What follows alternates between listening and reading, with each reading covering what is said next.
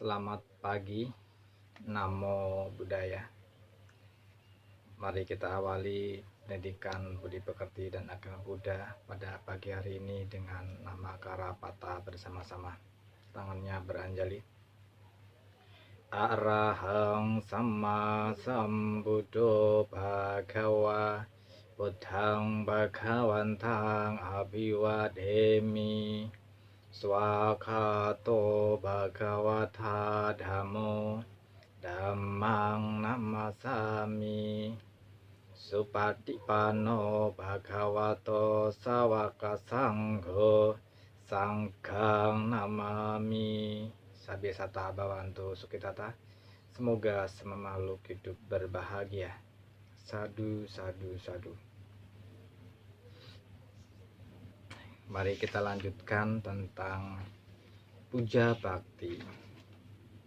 Kita kemarin sudah membahas sedikit tentang puja bakti. Ya. Puja bakti diawali oleh siswa Buddha yang bernama Anathapindika. Ya, Anathapindika atau Sudatta ya, Sudatta. Sudatta itu yang gemar memberi. Anathapindika, digelar Anathapindika. Kemarin saya sudah menjelaskan tentang manfaat puja bakti, ya, membuat tenang, menjadi kita bahagia. Puja bakti merupakan karma baik. Dengan puja bakti akan menguatkan keyakinan kepada Buddha, Dharma, dan Sangha. Dengan puja bakti kita juga akan semakin mengerti akan ajaran Buddha, karena pada saat puja bakti kita mengulang ajaran Buddha. Ya. Baik, hari ini kita lanjutkan. Silakan bukunya halaman 54 tentang tata cara puja bakti ya. 54 ya, saya percepat karena minggu depan kita sudah ada ulangan ya, tanggal 12 itu ulangan PH yang kedua, jadi saya percepat saja ya. Tentang puja bakti ini, tata cara puja bakti. Kapan umat Buddha harus puja bakti? Ini setiap orang berbeda-beda waktunya ya. Secara garis besar, puja bakti agama Buddha dilaksanakan di wihara yaitu ketika hari-hari uposatha ya. Hari-hari uposatha itu ada 4 hari dalam sebulan, yaitu tanggal 1, 8, 15, dan 23. Tanggal 1, 8, 15, dan 23 ya, menurut kalender lunar. Kalender lunar itu apa sih? Kalender bulan, berdasarkan bulan, peredaran bulan ya. Kemudian pada hari-hari suci seperti hari raya Waisak, Asada, Katina, dan Maga ya, dan hari-hari suci lainnya ya, dari berbagai macam banyak ya, ada Kuan Im Sejit, Amitabha, Besaja Guru. Nah, pada hari-hari tertentu secara rutin, biasanya ada wihara yang mengadakan puja bakti setiap hari Minggu atau hari-hari lainnya secara rutin.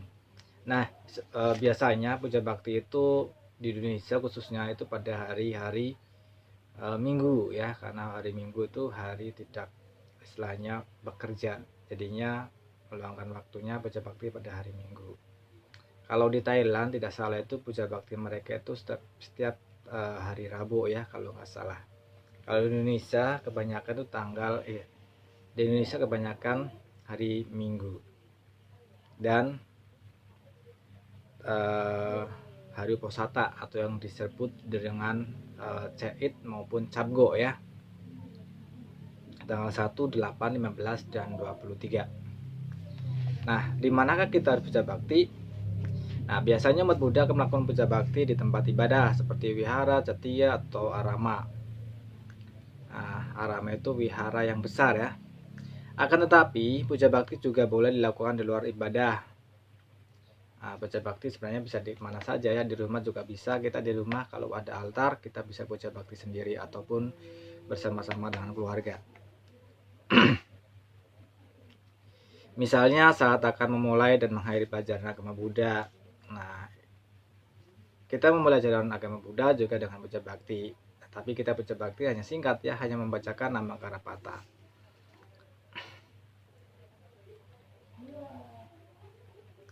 Saat ada orang meninggal dunia, juga diadakan puja bakti di rumah atau di rumah duka demi kedamaian bagi almarhum dan keluarganya. Kita masing-masing juga sebaiknya melakukan puja bakti di rumah setiap pagi ataupun malam hari di depan altar Buddha ya. Nah, kita di rumah melaksanakan puja bakti itu sebagai siswa Buddha minimal 2 kali sehari ya, pagi dan sore atau malam. Pagi dan sore atau malam. Pagi Cucauke, sore Wanke ya. Sembahyang sore ya. Kita boleh melakukan puja bakti di mana saja, tetapi pastikan kita melakukan puja bakti di tempat-tempat yang tenang. Tata cara puja bakti. Nah, tata cara itu berbeda-beda ya, setiap negara, setiap daerah, berbeda-beda, setiap mazhab atau aliran, Theravada, Mahayana, Tantrayana berbeda-beda. Disesuaikan dengan apa yang kita yakini, yang kita anut. Kalau kita Theravada ya bahasa Pali ya bahasa Pali ngikutin.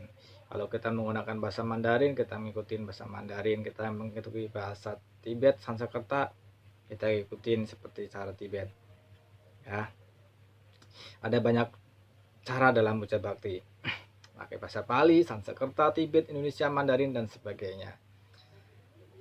Tata caranya pun berbeda-beda ya, kita memilih tata cara yang paling sesuai untuk kita. Nah, tadi kan saya sudah bilang ya kan, nah, sesuai dengan pilihan kita sesuai ya dengan bahasa Pali atau Sanskerta, nah, sesuai dengan pilihan kita. Bila kita datang ke wihara, tanyakan kepada guru atau orang tua tentang cara puja bakti. Nah, setiap wihara itu berbeda-beda ya tata caranya. Ada yang bahasa Mandarin, bahasa Sanskerta, dan bahasa Pali berbeda-beda. Walaupun caranya berbeda, tujuannya sama, yaitu menghormat Buddha, Dharma, dan Sangha. Selama puja bakti, umat Buddha memberikan penghormatan kepada Buddha ataupun Bodhisattva, mendengarkan ceramah Dhamma, merenungi ajaran Buddha, tentunya adalah bermeditasi ya, bermeditasi. Nah, tadi halaman 94 tentang kapan kita melaksanakan puja bakti. Halaman 94 itu hari Uposatha kalian tandai, hari raya juga kalian tandai ya, kalian kasih tanda. Kemudian hal yang boleh dilakukan dalam puja bakti halaman 95 kalian tandai juga ya. Selama puja bakti umat Buddha ngapain saja, nah, melaksanakan apa saja, nah itu boleh ditandai halaman 95 untuk belajar. Puja bakti biasanya duduk menghadap patung ataupun gambar Buddha. Tujuannya supaya kita bisa merasakan kembali ya sifat luhur. Namun jika kita memiliki gambar Buddha, jika kita tidak memiliki gambar Buddha, maka kita bisa melaksanakan puja bakti dengan menghadap ke arah manapun ya. Kalau nggak ada gambar Buddha, nggak ada arca, kita bisa ke hadap manapun. Kita biasanya bikin altar, nggak ada patung Buddhanya, kita hadapnya keluar ya, di depan pintu hadapnya keluar. Karena sesungguhnya ada maupun tidak ada patung Buddha, yang terpenting adalah adanya penggambaran Buddha dalam hati kita. Hati kita ada Buddha ya. Jadi ada atau enggaknya patung nggak ada masalah, yang penting adalah dalam hati kita. Nah, mengapa kita bersujud di depan altar? Apakah itu berarti kita menyembah berhala? Nah, ini kemarin saya sudah bertanya kan di waktu Jimat, apakah kamu Buddha menyembah berhala? Tidak ya. Umat Buddha bukanlah menyembah berhala, patung atau gambar. Buddha digunakan untuk mengingatkan kita akan sifat-sifat dan jasa Buddha. Jadi mengenang jasa-jasa, menghormati Buddha yang telah mengajarkan Dharma pada kita. Dengan melihat patung atau gambar Buddha, kita akan selalu ingat berbuat baik agar menjadi siswa baik Buddha ya, agar menjadi sebaik Buddha. Ya, jadi kita bukan menyembah berhala. Kemarin saya sudah menjelaskan tentang makna menyembah dan menghormat. Ya. Nah, dalam pose-pose puja bakti itu ada sikap tangan, ya. Sikap-sikap tangan juga berbeda-beda tergantung dari tata cara masing-masing, ya. Ada sikap tangan anjali, ada sikap tangan hecang, mudra. Nah, itu banyak sekali ya. Ada tentang duduk bersila, bersujud. Nah, itu setiap wihara berbeda-beda, ya. Walaupun ada kesamaan, secara detailnya berbeda-beda. Namaskara itu menyentuh titik lantai, ya, kening, telapak tangan, siku, ya, ujung jari kaki. Nah, 5 titik menyentuh lantai, ya, atau bumi. Itu berkesamaan dalam namaskara. Nah, namun cara-caranya bermacam-macam. Ada yang mulai dari berdiri, ada yang mulai dengan berjalan berlutut. Nah, berbeda-beda. Jadi tidak heran nanti kalau kita berjalan ke Tibet menjumpai orang bernamaskara, kok seperti itu namaskaranya ya dari berdiri. Nah, terus lagi ke wihara misalkan yang Mahayana, kok ada yang membukakan badan saja. Oh, itu namanya Wengsin. Ya, Wengsin menghormat, hanya menghormat. Jadi tata cara penghormatan itu berbeda-beda. Ya. Namaskara juga berbeda-beda, ya. Nah, baik yang bahasa Pali maupun bahasa Sanskerta, bahasa Mandarin ada perbedaan. Tidak usah heran, tidak usah memperdebatkan perbedaan. Yang penting intinya sama, yaitu memberikan penghormatan kepada Buddha, ya, memberikan penghormatan kepada Buddha. Nah, itu detailnya ada di buku kalian halaman 97, gambarnya 98, ya. Namaskara itu yang menggunakan bahasa Pali di situ, ya, menggunakan bahasa Pali. Jadi duduk bersimpuh, ya. Kalau bahasa Mandarin itu ada yang berlutut, ada yang berdiri. Nah, namanya berbeda-beda, ya. Kemudian tentang ada sikap pradaksina. Nah, pradaksina itu melakukan mengelilingi patung atau candi atau pohon bodhi searah jarum jam. Ya, penghormatan ini menghormati Buddha, Dharma, Sangha, sekaligus menunjukkan ajaran Buddha. Nah, biasanya sambil melafalkan kalimat-kalimat pujian, ya, misalkan yang bahasa Mandarin, ya, misalkan Namo Pansa Sejamo Nipo Namo Pansa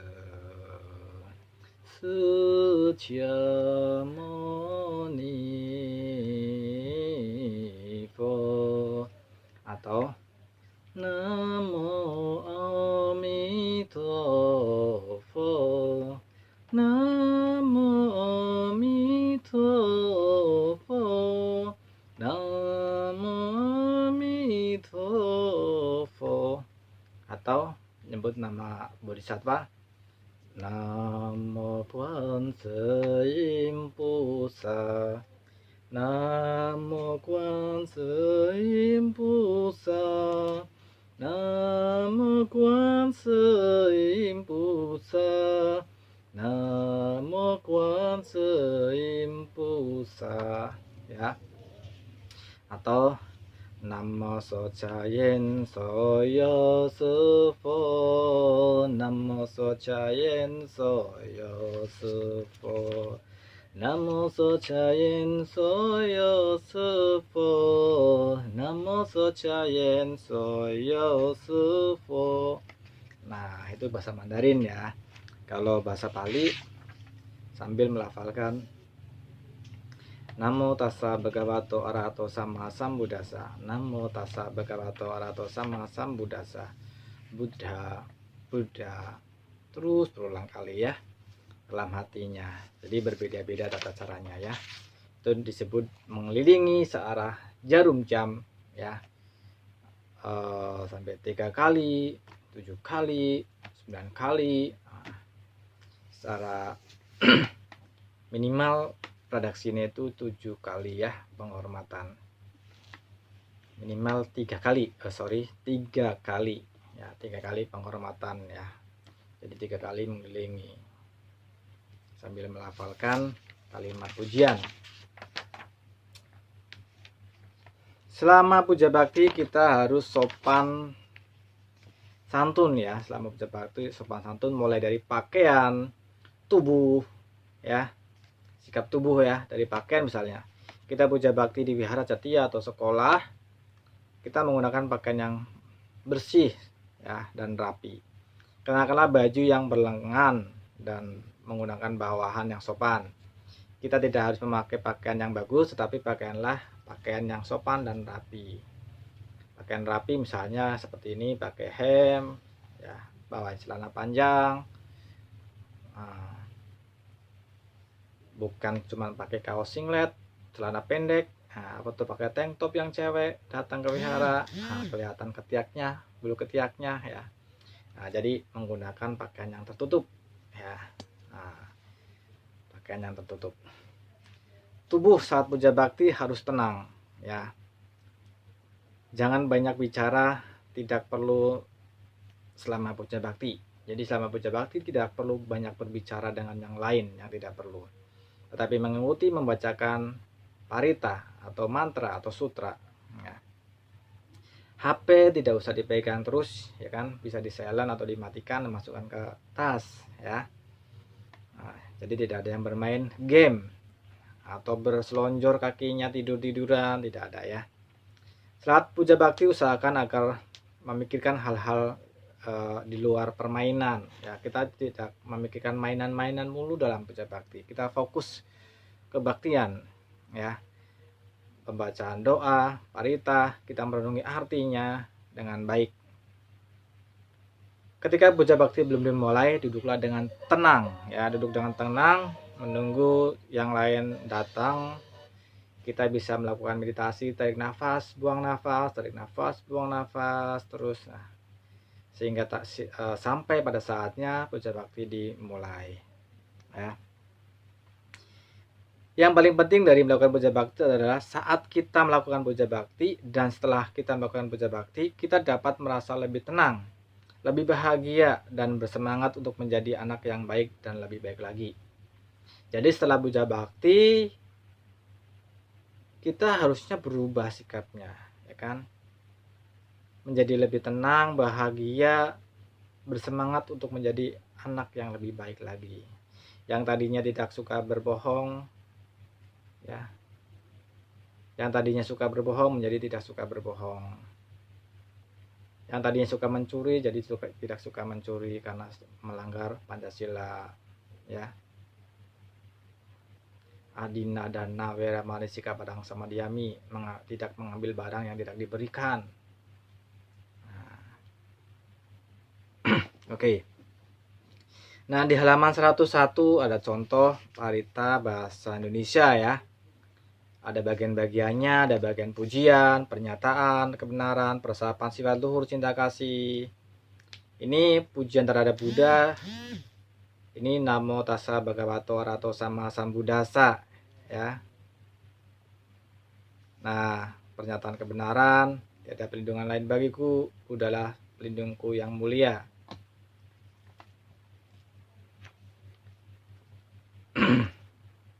Kemudian persiapan sifat luhur, cinta kasih. Nah, kalian bisa baca ini ketika bangun tidur, sebelum tidur, pagi hari, dan sore hari.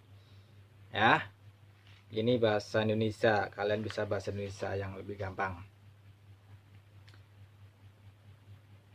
Sampai pada ke pancaran meta atau meditasi ya, belas kasihan, pancaran meta, sifat luhur.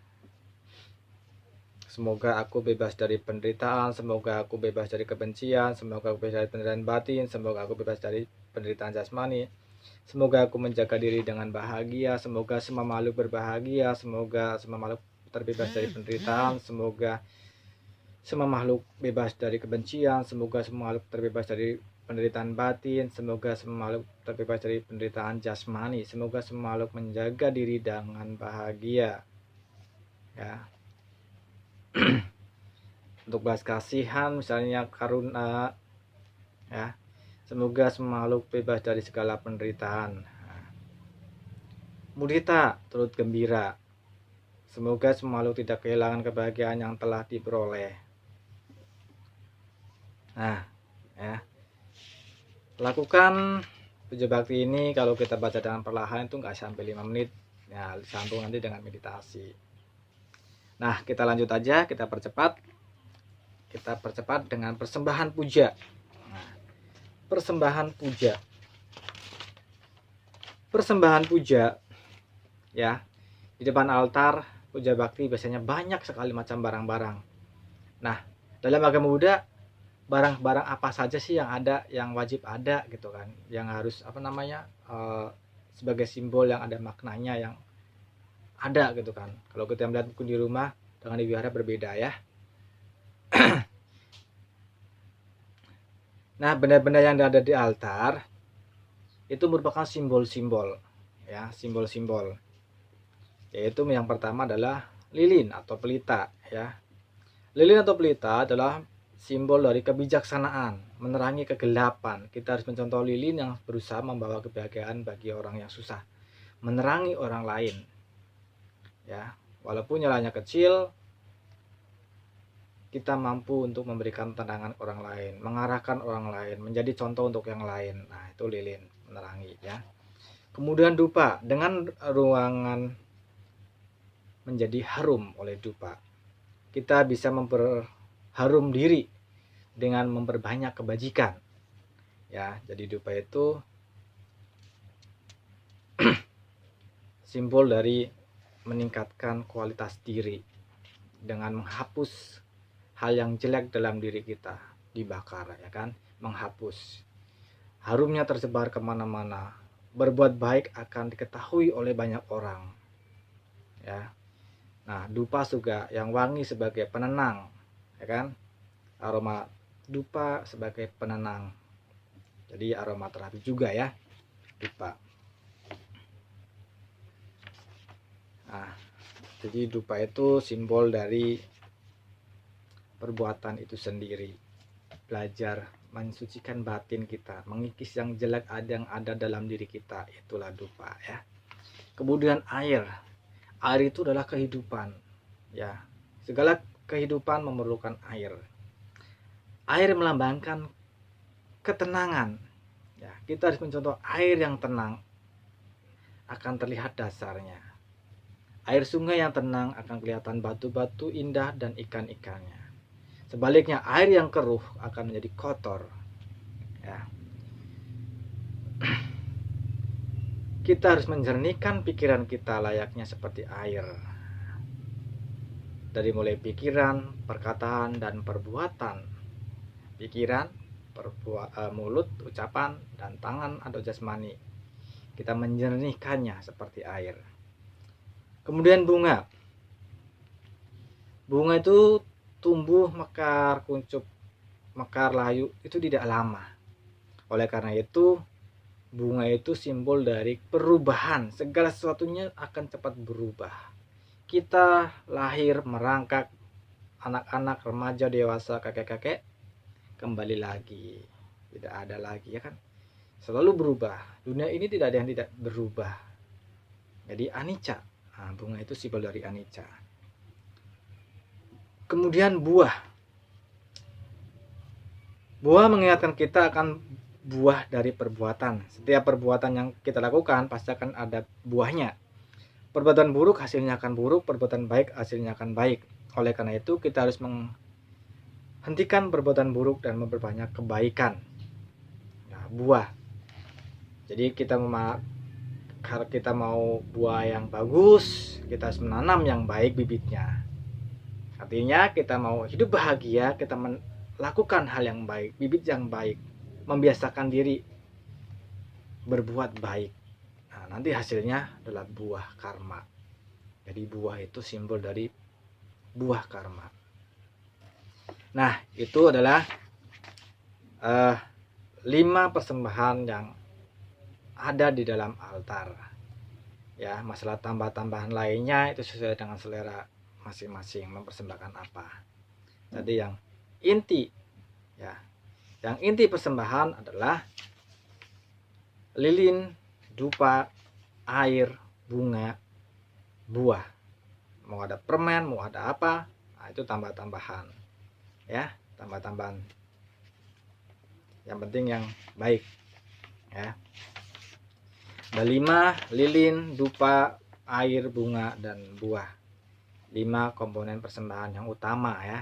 Yang tambah-tambahan ada permen, ada uang-uangan kertas, ada apa, itu sesuai selera masing-masing, sesuai dengan kebiasaan masing-masing. Tapi intinya yang 5 itu. Oke.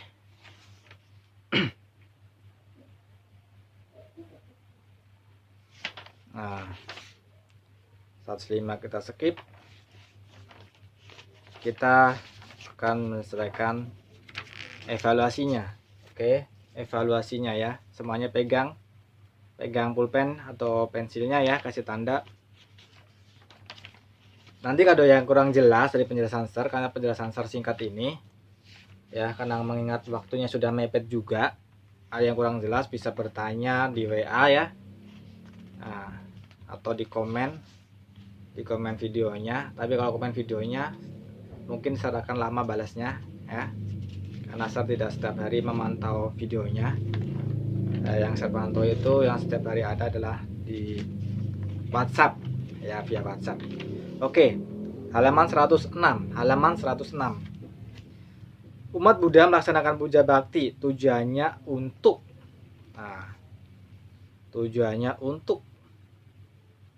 menghormat Buddha, Dharma, dan Sangha. Yang B ya, menghormat Buddha, Dharma, dan Sangha. Sebelum memulai pelajaran agama Buddha di sekolah, sebaiknya kita melakukan puja bakti atau baca doa ya, puja bakti. Pernyataan yang benar tentang puja bakti ya. Pernyataan yang benar disimak coba. Pernyataan yang benar adalah puja bakti boleh dilakukan dengan cara dan bahasa yang berbeda. Ya. Jadi puja bakti itu dengan cara dan bahasa yang berbeda silakan. Nah, itu yang benar, yang lainnya salah ya. Berarti yang C ya. Yang merupakan hari Posata adalah tanggal, menurut tanggal lunar 1, 8, 15, 23. 1, 8, 15, 23 ya, tadi di halaman 94 ya, 1, 8, 15, 23. Berarti yang D.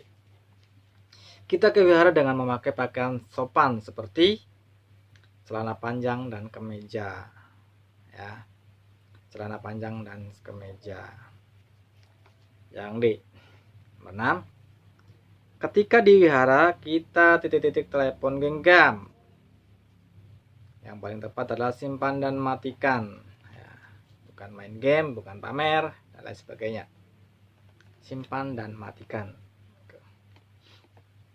Perbuatan yang tidak boleh kita lakukan saat melakukan puja bakti adalah yang tidak boleh kita lakukan. Bersuara membaca perintah itu harus ya, membaca. Mengucapkan mata meditasi ikuti, berarti benar. Duduk diam saat puja bakti betul, tidak ngobrol. Yang tidak boleh dilakukan mengobrol sambil dengar ceramah. Jadi ketika mendengar ceramah tidak boleh ngobrol, karena nanti apa yang diterima akan berbeda sambil ngobrol dengarnya. Misalnya si penceramah bilang kita harus menjalankan Pancasila, yang pertama tidak boleh membunuh, tapi terdengarnya ya kita boleh membunuh. Nah, tidaknya tidak terdengar karena kita sibuk ngobrol, hanya terdengar boleh membunuh. Nah, kan salah. Makanya tidak boleh ngobrol supaya dengarnya lengkap. Nomor 8, orang-orang yang benar-benar menghormati Buddha adalah orang-orang yang menjalani ajaran Buddha. Ya, yang A, menjalani ajaran Buddha. 9, persembahan air melambangkan air. Air adalah kehidupan. Semuanya membutuhkan air. Air jernih terlihat dasar kolam ikannya.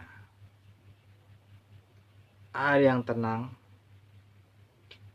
ya, pikiran yang tenang, berarti air melambangkan ketenangan, kelemah lembutan, itu air. Ya, rendah hati itu air. Kenapa rendah hati? Air selalu mengalir dari atas ke bawah.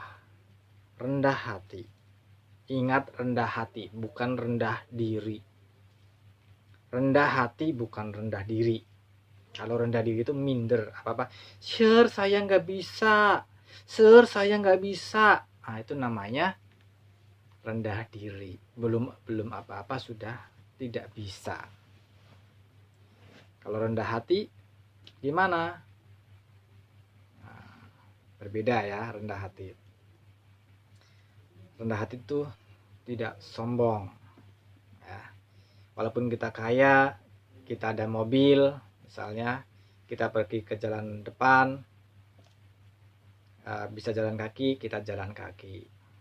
Ya, dekat depan kan, mengingat tempat parkirnya nggak ada, kita jalan kaki. Itu rendah hati. Tapi kalau sombong, kita punya mobil nih, pergi ke depan, misalnya ke Indomaret depan, dekat, misalkan cuma 50 meter, kita pakai mobil. 50 meter kita pakai mobil. Indomaretnya minimarketnya nggak ada tempat parkirnya. Nah, kan bingung sendiri kan. Kita jalan kaki aja. Nah, sambil olahraga.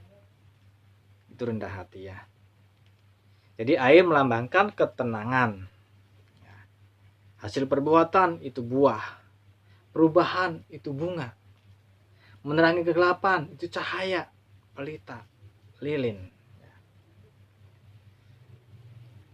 Nah, sudah terjawab yang isian ya. Persembahan yang melambangkan perubahan. Tadi kuncup mekar layu, bunga, perubahan. Anicca, tidak ada yang kekal, selalu berubah. Persembahan buah. Buah rasanya ada yang manis, ada yang asam, ada yang pahit. Kehidupan ini juga sama. Ada yang pahit, ada yang menderita, ada yang sedih. Ada yang tertawa, ada yang tersenyum. Ada yang bahagia. Berarti melambangkan hasil daripada perbuatan. Itu persembahan buah. Hasil perbuatan. Buah, hasil perbuatan. Itu buah. Ketika membacakan doa, mantra, parita, tangan kita bersikap. Secara umum bersikap anjali. Ya, secara umum bersikap anjali. Tetapi secara khusus pada prakteknya, pada saat baca parita, menyesuaikan dengan tata cara masing-masing. Karena nanti pada saat baca parita atau mantra, ada yang tangannya hecang begini, sikap meditasi, tapi baca. Nah, jadi menyesuaikan dengan tata caranya masing-masing. Tapi pada umumnya bersikap anjali. Anjali itu merangkapkan kedua tangan seperti ini. Ya, merangkapkan kedua tangan. Itu anjali.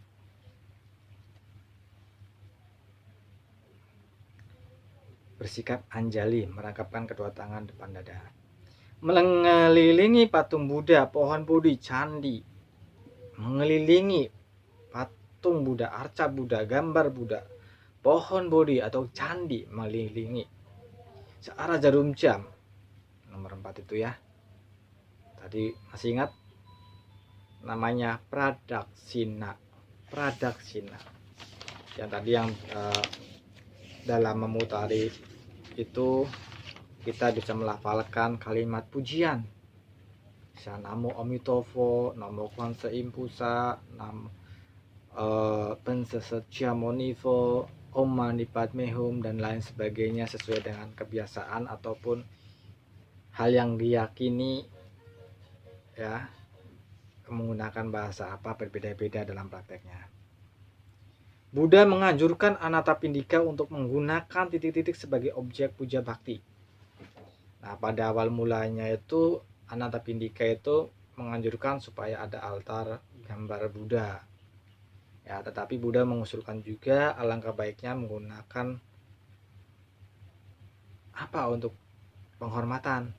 Buddha menganjurkan untuk memberikan penghormatan kepada pohon Bodhi. Terjawab kan?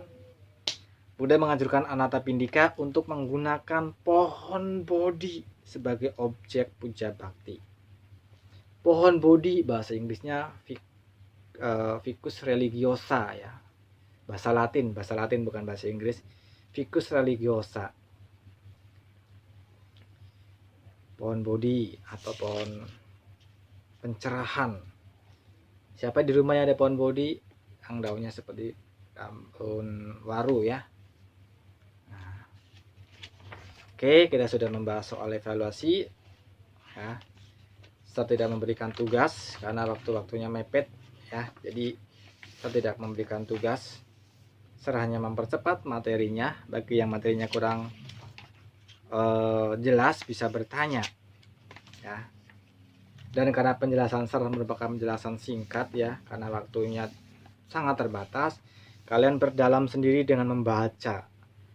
Dengan membaca, ingat ya, membaca, tidak mengerti ditulis terus ditanyakan. Ya.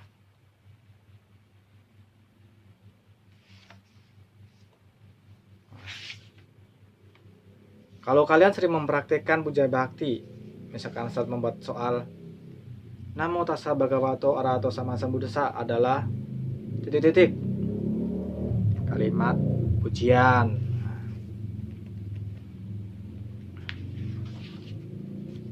Kalau misalkan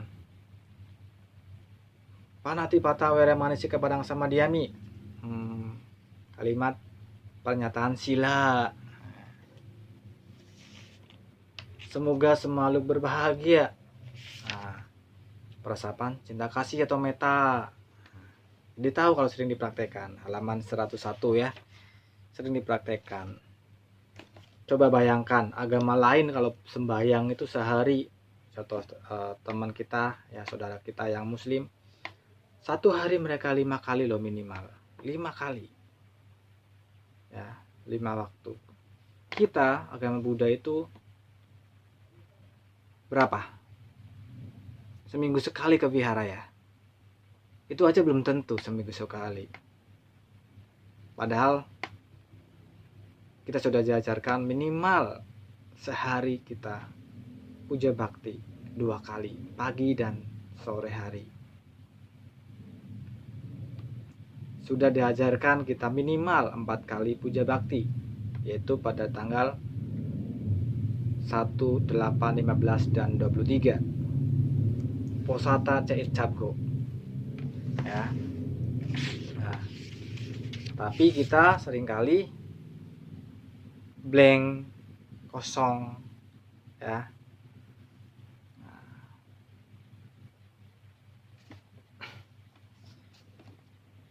Kita dalam puja bakti tidak harus membaca parita. Kalau kita tidak punya parita, kita bisa duduk diam merenungkan meditasi. Semoga semua makhluk berbahagia, semoga semua makhluk berbahagia.